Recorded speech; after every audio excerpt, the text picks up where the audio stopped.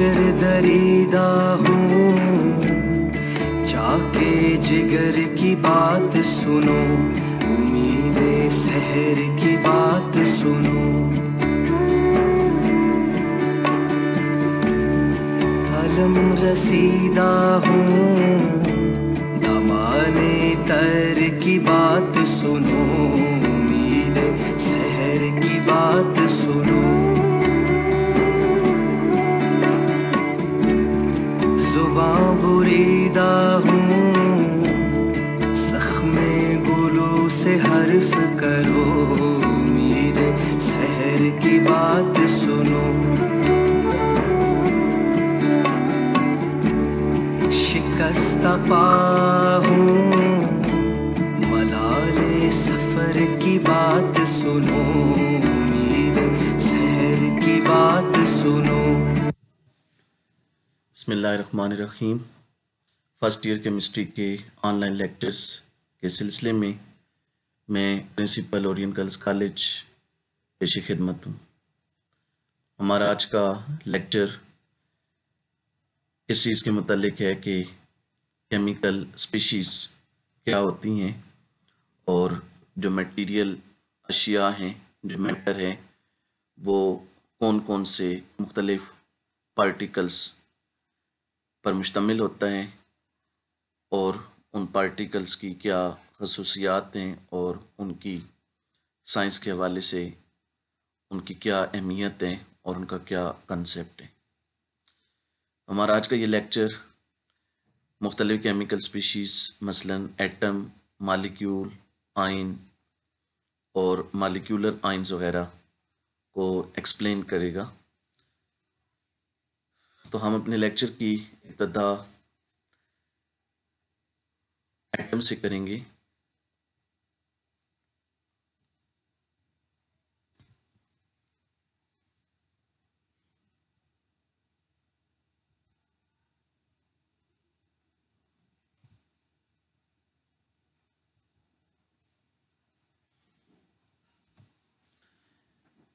जितने भी एलिमेंट्स हैं उनके बारे में ख्याल किया जाता है कि वो इंतहाई छोटे पार्टिकल से, इंतहाई छोटे छोटे पार्ट से मिलकर बने होते हैं। उन पार्टिकल्स या पार्ट्स को एटम कहा जाता है। एटम का जो लफ्ज़ है ये एटोमोस से डिराइव्ड है और एटोमोस का जो इंग्लिश में जो ट्रांसलेशन बनती है वो इंडिविजिबल की है। ये ग्रीक वर्ड है एटोमोस, यूनानी ज़ुबान का लफ्ज़ है और जो यूनानी फ़िलासफ़र थे पुराने ज़माने के, जिनका साइंस पर एक बहुत गहरा इन्फ्लुएंस था एक लंबे अरसे तक, वो ये ख्याल करते थे कि जितनी भी मटेरियल चीज़ें हैं वो इंतहाई छोटे छोटे नाकाबिले तकसीम ज़रात या पार्टिकल से बनी हुई हैं। उन ज़रात के बारे में वो कहते थे कि वो नाकाबिले तकसीम है, तो इसलिए उनको उन्होंने एटोमोस का नाम दिया था और बाद में इंग्लिश में इसको एटम नाम दिया गया। आज हम जो एटम की स्टैंडर्ड डेफिनेशन पढ़ते हैं वो ये है कि atom is smallest particle of elements that may or may not exist independently and possesses all characteristics of that element. Atom elements के वो स्मॉलेस्ट पार्टिकल हैं जो बाज़ इंडिपेंडेंटली अकेले एग्जिस्ट करते हैं, अपना वजूद रखते हैं, और बाज़ केसेस में वो अकेले अपना वजूद नहीं रखते बल्कि फिर वो अपने जैसे दूसरे एटमों के साथ मिलकर ग्रुप बनाते हैं जिन्हें हम मालिक्यूल कहते हैं। आगे चलकर हम पढ़ेंगे।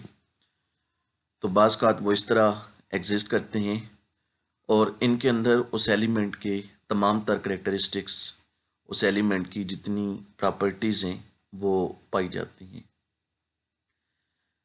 एटम को समझने के लिए हम एक एग्जांपल लेंगे।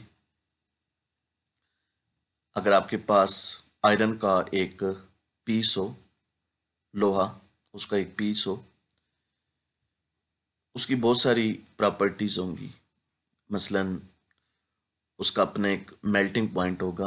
आयरन का मेल्टिंग पॉइंट होता है 1538 सेंटीग्रेड, और इसी तरह उसका एक बॉइलिंग पॉइंट होगा। आयरन का बॉइलिंग पॉइंट 2682 सेंटीग्रेड होते हैं। फिर इसी तरह जो आयरन होता है उसकी और कई प्रॉपर्टीज़ हैं। मसलन आयरन मेलिएबल है। मेलिएबल के बारे में आप 9th क्लास में डेफिनेशन पढ़ के आए हैं कि अगर हम किसी मेटल को स्ट्रेच करके उससे शीट्स बना सकें तो ऐसी चीज़ को मेलिएबल कहते हैं। और इसी तरह वो डक्टाइल है। डक्टाइल भी आप पढ़ के आए हैं कि अगर हम किसी चीज़ को वायर्स की मानित लिपेट सकें, बल दे सकें, तो अब आयरन में ये खसूसियात मौजूद हैं। अब फ़र्ज़ करें कि हम ये जो आयरन का पीस है इसको काटते हैं किसी मशीनरी से, किसी टूल से, और इसके दो पीसेस बना देते हैं। अब आयरन के वो जो दो पीसेस होंगे उनमें भी जो ऊपर हमने प्रॉपर्टीज़ बताई वो मौजूद होंगी। दोनों का मेल्टिंग पॉइंट भी वही होगा, दोनों का बॉइलिंग पॉइंट भी वही होगा, दोनों मेलिएबल भी होंगे, दोनों डक्टाइल भी होंगे। हम इन पीसेस को अगर मज़ीद छोटे हिस्सों में तकसीम करते जाएं तो हर दफ़ा जो नए पीसेस होंगे उनके अंदर वही प्रॉपर्टीज़ मौजूद होंगी।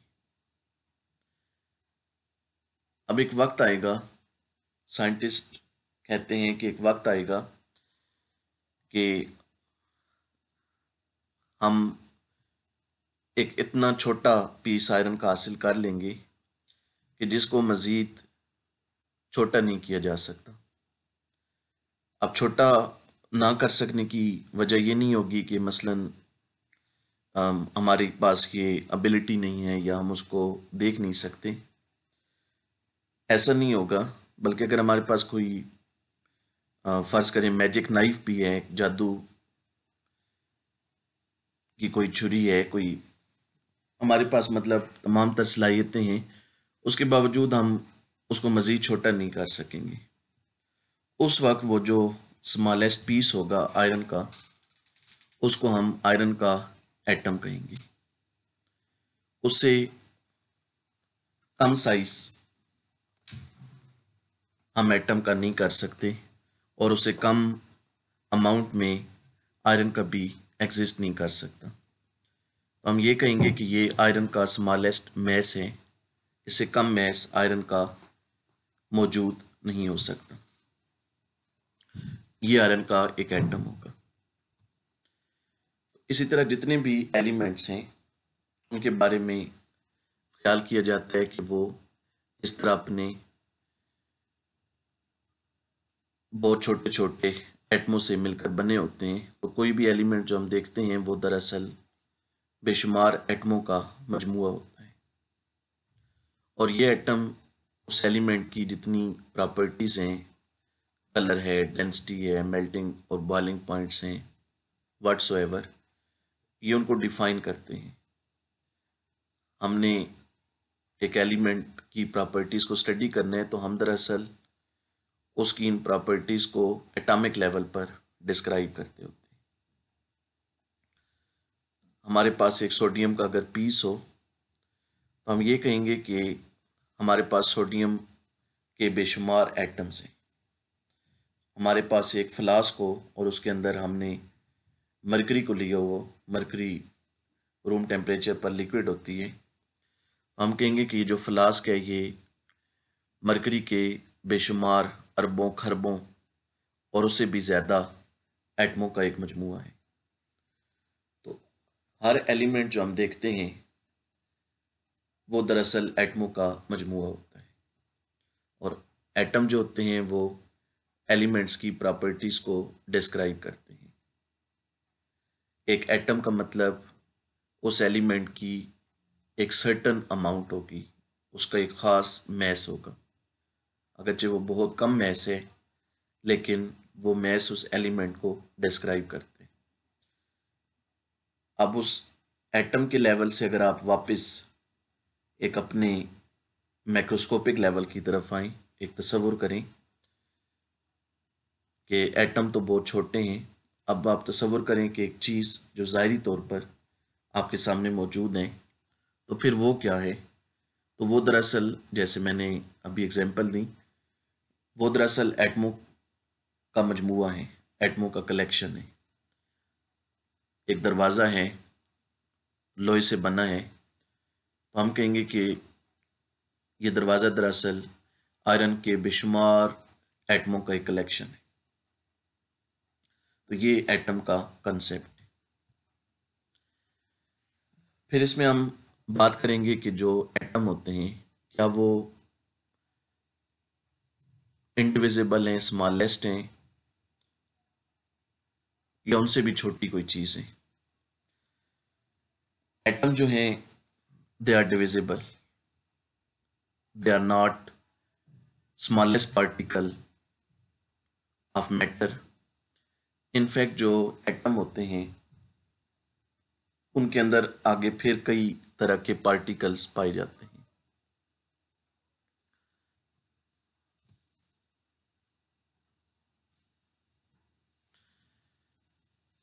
एटम के अंदर कई किस्म के पार्टिकल्स पाए जाते हैं। उन पार्टिकल्स को सब एटॉमिक पार्टिकल्स कहा जाता है। और एक एटम के अंदर इन पार्टिकल्स की तादाद कितनी है, ये तादाद इस चीज़ को डिटरमिन करती है कि उस एटम या एलिमेंट की प्रॉपर्टीज़ कैसी होंगी। आयरन मसलन बहुत ज़्यादा हार्ड है, जबकि सोडियम सॉफ्ट है। कॉपर सॉलिड है, मरकरी लिक्विड है। हालांकि ये चारों एलिमेंट्स हैं और चारों एटमों से बने। तो फ़र्क क्यों है? तो फ़र्क इनमें इस वजह से है कि इन चारों के जो एटम्स हैं उनके अंदर आगे जो सब एटॉमिक पार्टिकल्स हैं उनकी तादाद मुख्तलिफ है। तादाद मुख्तलिफ होने से एटम की जो नेचर है, जो प्रॉपर्टीज़ हैं, वो चेंज हो जाती हैं।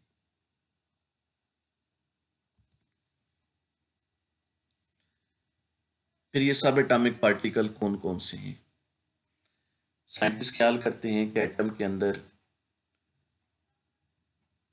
शायद 100 के करीब मुख्तलिफ सब एटॉमिक पार्टिकल्स मौजूद हैं।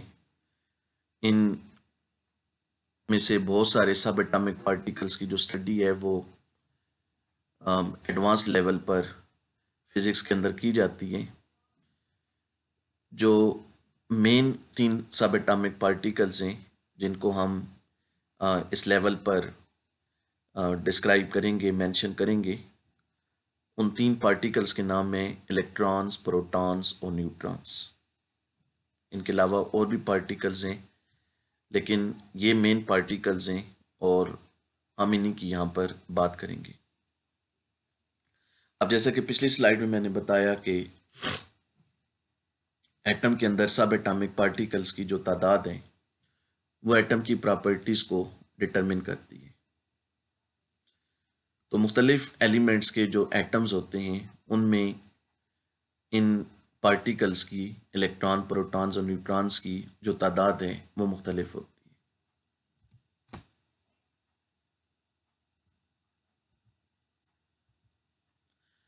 अब ये जो तादाद है, एक एटम के अंदर कितने इलेक्ट्रॉन्स हैं, कितने प्रोटॉन्स हैं, कितने न्यूट्रॉन्स हैं, इस तादाद को हम 2 टर्म्स से डिस्क्राइब करते होते हैं। हर एटम के लिए 2 टर्म्स हैं, 2 वैल्यूज़ हैं, वो बताई जाती हैं। वो 2 टर्म्स हैं एटॉमिक नंबर और मैस नंबर। एटॉमिक नंबर क्या है? Atomic number means number of electrons और नंबर ऑफ प्रोटॉन्स। एक एटम के अंदर इलेक्ट्रॉन्स और प्रोटॉन्स की तादाद बराबर होती है। तो जब हम ये बताते हैं कि एक एटम में कितने इलेक्ट्रॉन्स हैं या कितने प्रोटॉन्स हैं, तो उसे एटॉमिक नंबर कहा जाता है। और इसको जी से रिप्रेजेंट करते हैं। जब भी एटम्स की स्टडी में जी सिंबल आए तो उसका मतलब एटॉमिक नंबर लिया जाएगा। एटॉमिक नंबर जो है ये यूनिक वैल्यू है और कभी भी दो एलिमेंट्स के लिए एटॉमिक नंबर एक जैसा नहीं होता। दूसरी पे टर्म आ जाती है एटॉमिक मास या मास नंबर। एटॉमिक मास या मास नंबर क्या है? It is number of protons and neutrons in an atom. Atom के अंदर प्रोटॉन्स और न्यूट्रॉन्स की जो कुल तादाद है, इन दोनों की मजमूई तादाद है, उसको मास नंबर कहा जाता है और इसे ए से रिप्रेजेंट करते हैं।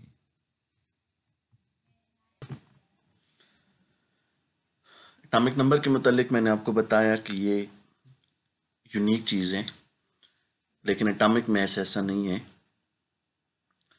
दो एलिमेंट्स के एटम्स के लिए पॉसिबल है कि उनका एटॉमिक मास जो है वो एक जैसा हो।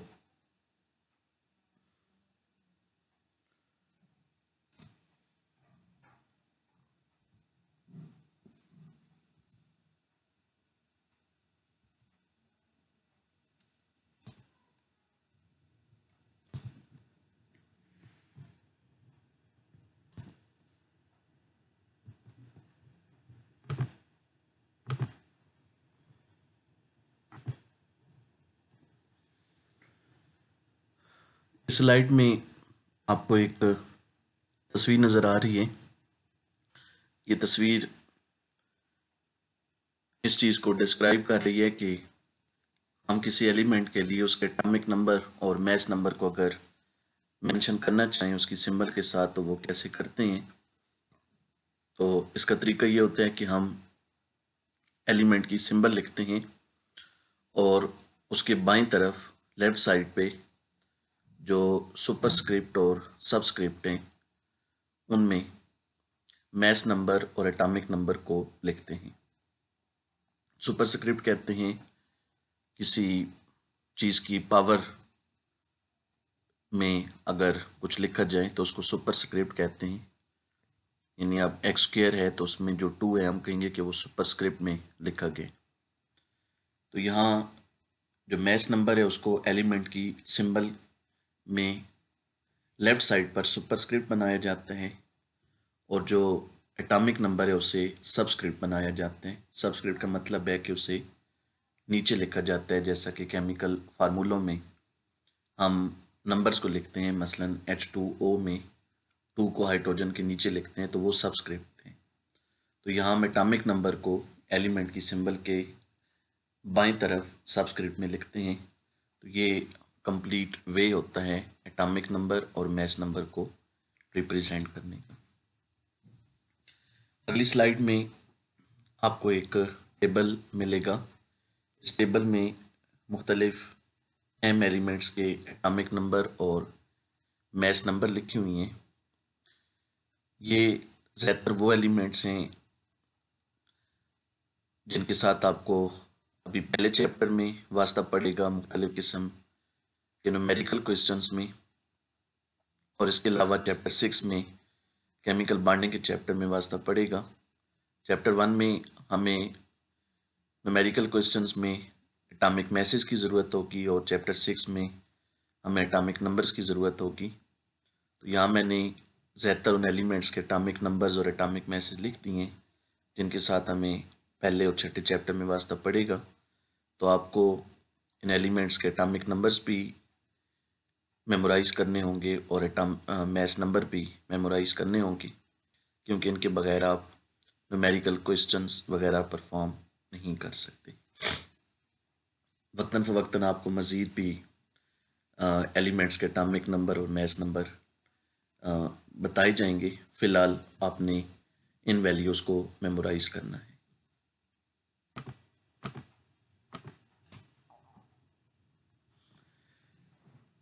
एटम के बाद हम बात करेंगे मॉलिक्यूल की, कि मॉलिक्यूल क्या होते हैं। मॉलिक्यूल को अगर हमने डिस्क्राइब करना हो तो हम सिंपली ये कह सकते हैं कि molecule is a collection of atoms. जब हम मॉलिक्यूल का लफ्ज़ इस्तेमाल करते हैं तो इससे मुराद हम एटमों का मजमूआ लेते हैं। ये एटम 2, 3, 4 या इससे ज़्यादा हो सकते हैं। एक मॉलिक्यूल एटमों का ग्रुप होता है और ये group as a whole behave करता है। इसकी अपनी प्रॉपर्टीज़ होती हैं irrespective of nature of atom के तनज़र इस बात के कि एटम की प्रॉपर्टीज़ कौन सी हैं।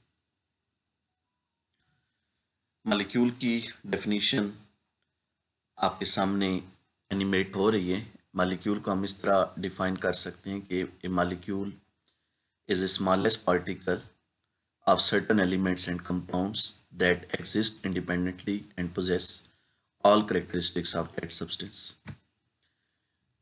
एटम्स की तरह मॉलिक्यूल भी मुख्तलिफ एलिमेंट्स और कंपाउंड्स का एक ऐसा स्मॉलेस्ट पार्टिकल होता है जो हमेशा इंडिपेंडेंटली एग्जिस्ट करता है और ये अपने अंदर उस सब्सटेंस के तमाम कैरेक्टरिस्टिक्स को पोजेस करता है। मॉलिक्यूल का कंसेप्ट वही है जो एटम का कंसेप्ट है कि जिस तरह मुख्तलिफ एलिमेंट्स में ये एटम होते हैं जो उन एलिमेंट्स की प्रॉपर्टीज़ को डिटरमिन करते हैं, तो इसी तरह कुछ एलिमेंट्स में और बहुत सारे कंपाउंड्स में ये मॉलिक्यूल होते हैं जो उनकी प्रॉपर्टीज़ को डिटरमिन करते हैं। कोई भी मॉलिक्यूल है वो एटमों पर मुश्तमिल है और उसकी अपनी प्रॉपर्टीज़ होती हैं। पानी की हम बात करें, पानी का मॉलिक्यूल जो है उसे हम H2O से रिप्रेजेंट करते हैं और ये मॉलिक्यूल 3 एटमों से बना होता है, 2 हाइड्रोजन एटम और 1 ऑक्सीजन एटम।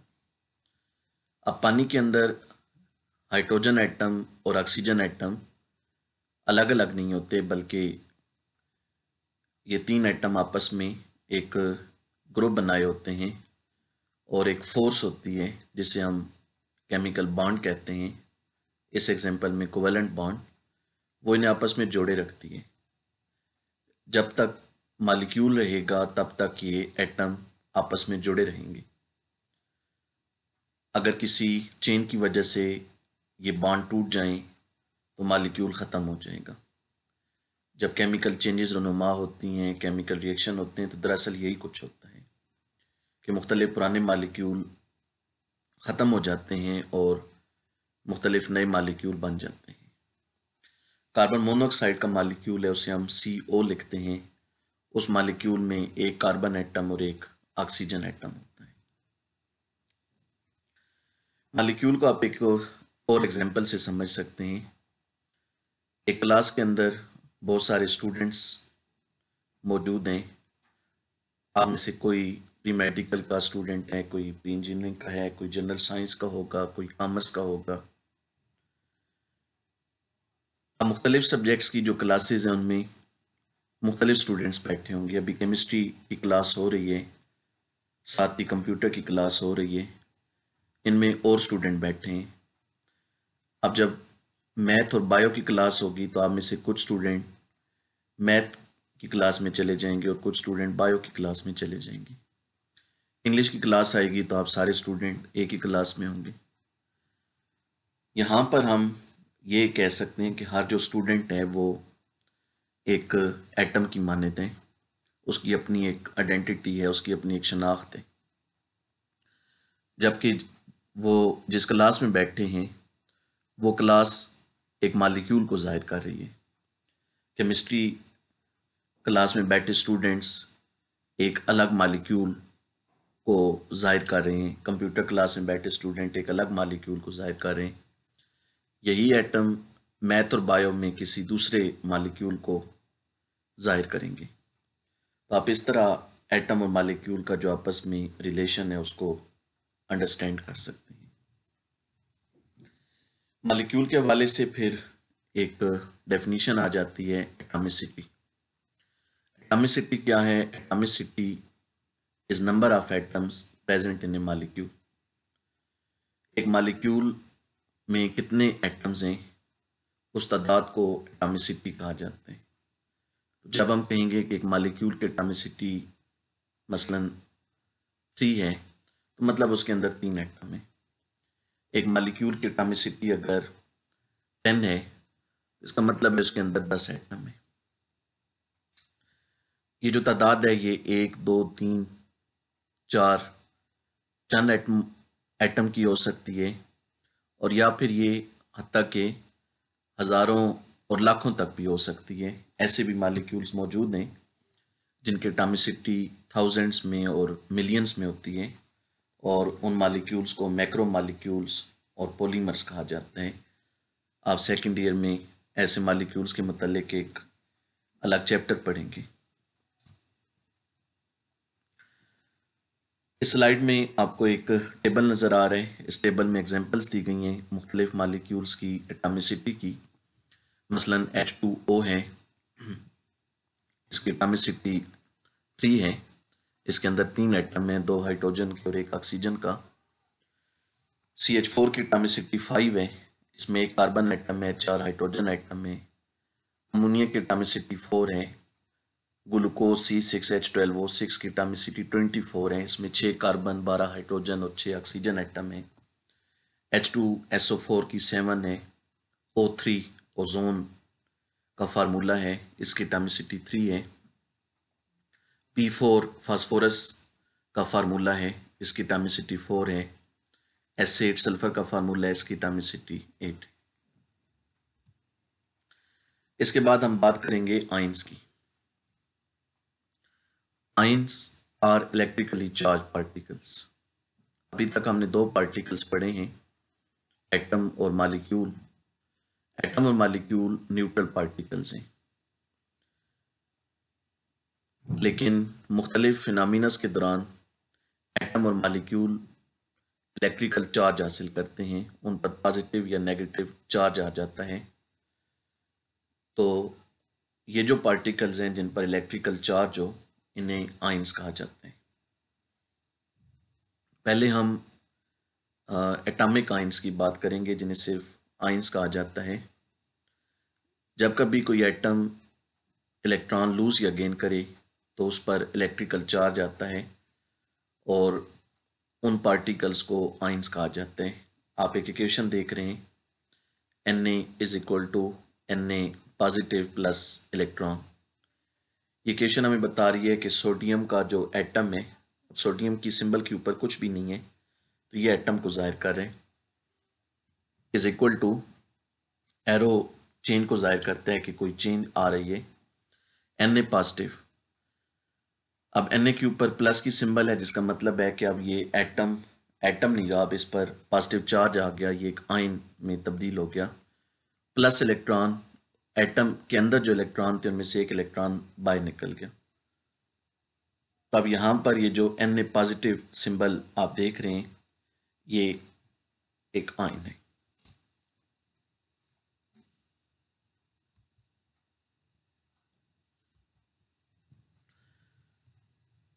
आयन की टाइप्स की बात करें तो आयन 2 तरह के होते हैं, क्योंकि इन पर या तो पॉजिटिव चार्ज हो सकता है या नेगेटिव चार्ज।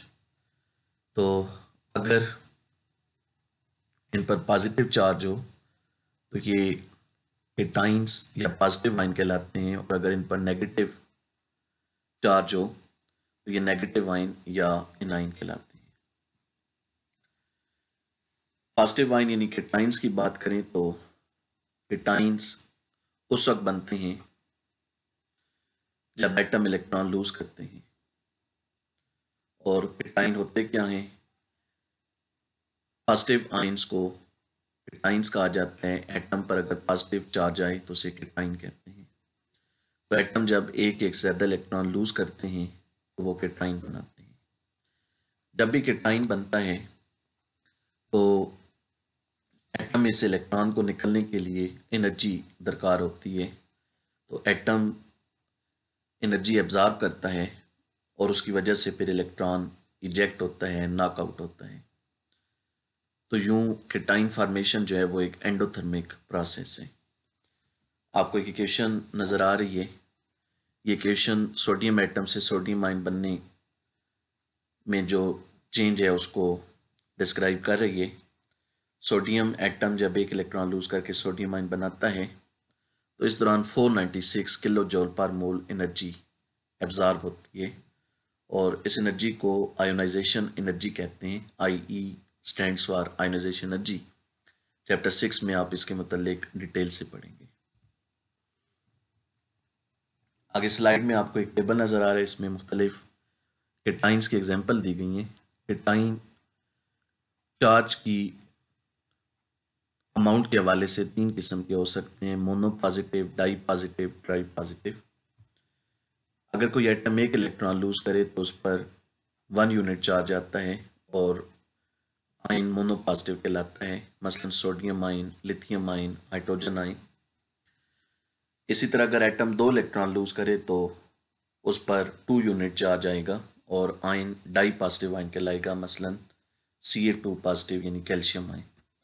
और अगर एटम 3 इलेक्ट्रॉन लूज करे तो उस पर 3 यूनिट चार्ज आएगा और वो ट्राई पॉजिटिव आयन बनाएगा, मसलन Al3 positive aluminium ion. Anions की बात करें तो एनाइन उन पार्टिकल्स को कहा जाता है जिन पर नेगेटिव चार्ज होता है। और एनाइन कब बनते हैं? जब कोई एटम इलेक्ट्रॉन एक्सेप्ट करे फ्रॉम अनदर स्पीशी तो एनाइन बनते हैं। और जब भी एनाइन बनता है तो एनर्जी रिलीज होती है, जिसका मतलब हुआ कि A9 formation is an exothermic process. आपको एक इक्वेशन नज़र आ रही है। इक्वेशन क्लोरीन एटम से क्लोराइड आयन बनने को डिस्क्राइब कर रही है। क्लोरीन एटम जब एक इलेक्ट्रॉन एक्सेप्ट करके क्लोराइड आयन बनाती है तो एनर्जी रिलीज होती है। आप देख रहे हैं लिखा हुआ है -349, तो यहाँ माइनस रिलीज होने को जाहिर कर रहे हैं। EA stands for electron affinity. जब कोई एटम नेगेटिव आयन बनाए तो एनर्जी रिलीज करता है, उसे इलेक्ट्रॉन अफिनिटी कहते हैं। आप इसके मतलब चैप्टर 6 में डिटेल से पढ़ेंगे। तो यहाँ क्लोरीन की जो इलेक्ट्रॉन अफिनिटी है वो 349 किलो जूल पर मोल है। फिर इस टेबल में आपको एनाइंस की एग्जांपल्स नज़र आ रही हैं। एनाइन भी चार्ज की अमाउंट के लिहाज से 3 तरह के हो सकते हैं, uni negative, di negative, tri negative. अगर कोई एटम एक इलेक्ट्रॉन एक्सेप्ट करे तो उस पर यूनिट 1 चार्ज आएगा और वो यूनी नेगेटिव आयन बनाएगा, मसलन chloride ion, hydride ion, fluoride ion. कोई एटम अगर 2 इलेक्ट्रॉन एक्सेप्ट करे तो उस पर 2 यूनिट नेगेटिव चार्ज आएगा, मसलन ऑक्साइड आयन, सल्फाइड आयन। और अगर वो 3 इलेक्ट्रॉन एक्सेप्ट करे तो उस पर 3 यूनिट नेगेटिव चार्ज आएगा और वो ट्राई नेगेटिव आयन कहलाएगा, मसलन नाइट्राइड आयन, N3 नेगेटिव। इसके बाद हम आखिरी स्पीशी के मुतालिक पढ़ेंगे और वो स्पीशी है मॉलिक्यूलर आयंस। अभी तक जो आयंस की हमने बात की है वो आयंस हैं जो एटम से बनते हैं। एटम जब इलेक्ट्रॉन लूज या गेन करते हैं। एटमों की तरह जो मॉलिक्यूल हैं दे कैन आल्सो लूज और gain electrons and form molecular ions. मसलन CH4 पॉजिटिव ये मीथेन का मॉलिक्यूलर आयन है। मीथेन मॉलिक्यूल में से अगर एक इलेक्ट्रॉन नॉकआउट हो जाए तो उस मॉलिक्यूल पर यूनिट 1 चार्ज आ जाता है और अब वो मॉलिक्यूलर आयन कहलाते हैं। इसी तरह O22 पॉजिटिव, O22 नेगेटिव, ये मॉलिक्यूलर आयंस की एग्जांपल्स हैं। मॉलिक्यूलर आयन भी 2 किस्म के हैं। जिस तरह सिंपल आयन 2 तरह के हैं, केटाइन और एनाइन, तो मॉलिक्यूलर आयंस भी उसी तरह 2 तरह के हैं, मॉलिक्यूलर केटाइंस और मॉलिक्यूलर एनाइंस। रिमेंबर के मॉलिक्यूलर केटाइंस जो हैं they are more abundant than molecular anions, और इनफैक्ट जो मॉलिक्यूलर केटाइंस हैं they are more valuable for us. Molecular cations को यूज़ किया जाता है स्पेक्ट्रोमीट्री में। मॉलिक्यूल्स के स्ट्रक्चर्स वगैरह को जानने के लिए जो मुख्तलिफ टेक्निक्स हैं, उन टेक्निक्स में मॉलिक्यूलर केटाइंस को यूज़ किया जाता है और यूज़फुल इंफॉर्मेशन मॉलिक्यूल्स के बारे में हासिल की जाती है।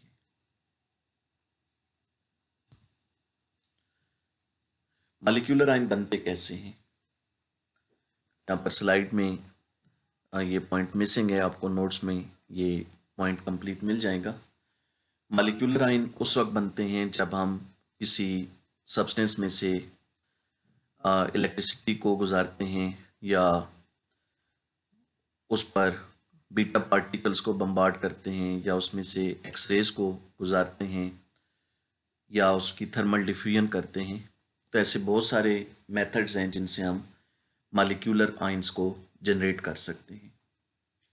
और एप्लीकेशंस की बात करें मॉलिक्यूलर आयन, जैसा कि मैंने ऊपर बताया कि इनको हम यूज़ करते हैं मॉलिक्यूलर स्ट्रक्चर्स को डिटरमिन करने में। एक मॉलिक्यूल का स्ट्रक्चर क्या है, उसमें कौन सा एटम किसके साथ बॉन्डेड है, बॉन्ड लेंथ क्या है, ये तमाम तर जो इन्फॉर्मेशन है, ये इन्फॉर्मेशन हासिल करने के लिए हम मॉलिक्यूलर आयंस को जनरेट करते हैं और आगे इन्हें फिर मुख्तलिफ़ किस्म की जो टेक्निक्स हैं उनमें इस्तेमाल करते हैं। तो ये हमारा आज का लेक्चर था। इंशाल्लाह आने वाले लेक्चर में हम relative atomic mass, relative molecular mass और रिलेटिव आयनिक मासेस पढ़ेंगे। हम पढ़ेंगे कि आइसोटोप्स क्या होते हैं, उनकी कौन सी प्रॉपर्टीज़ हैं, उनकी रिलेटिव अबंडेंस से क्या मुराद है और एवरेज एटॉमिक मास का कंसेप्ट क्या है। और फिर हम इसी लेक्चर में ये भी पढ़ेंगे कि कंपाउंड्स की परसेंटेज कंपोजिशन क्या होती है और इसको मालूम करने के लिए मुख्तलिफ फार्मूले कौन कौन से हैं। तो ये हमारा आज का लेक्चर था। इंशाल्लाह अगले लेक्चर के साथ दोबारा पेश खिदमत होंगे। तब तक अल्लाह हाफ़िज़।